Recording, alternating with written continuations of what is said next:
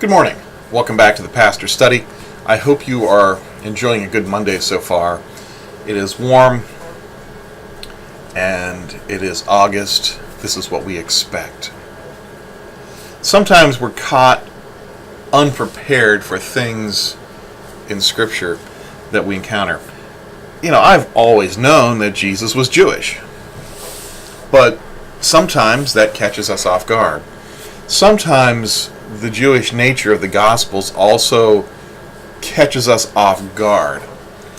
The reality is, Jesus and his Gospel are very rooted in the story of the people of Israel.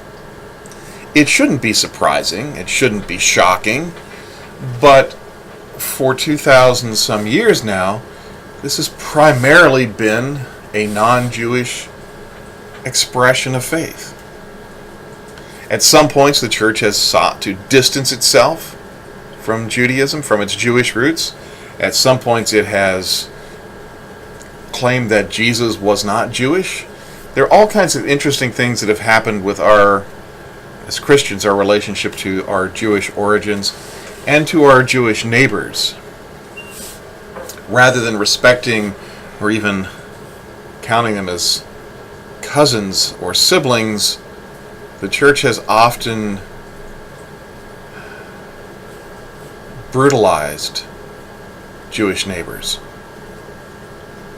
It shouldn't have happened.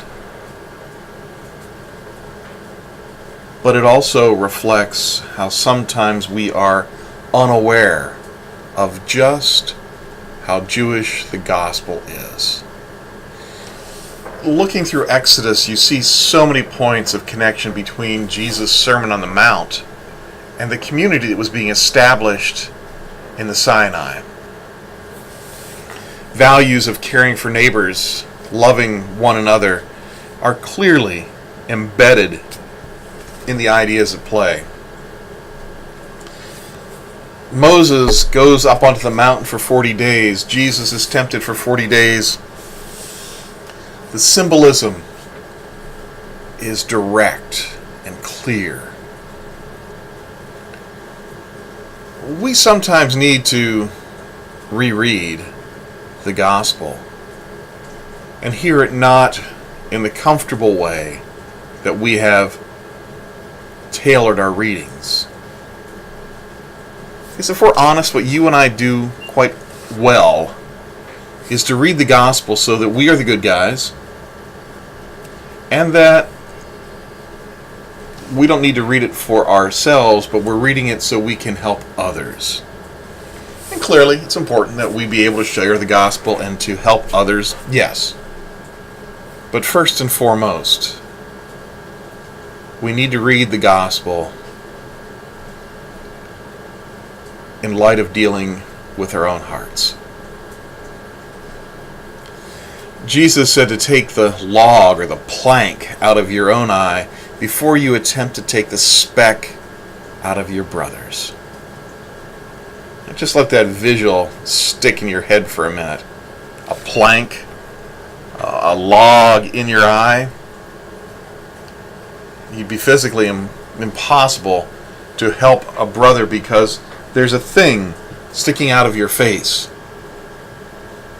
So let's deal with our stuff first, before we start dealing with our neighbors. Let's open our hearts and our minds and be honest and read the gospel for our own maturity and health.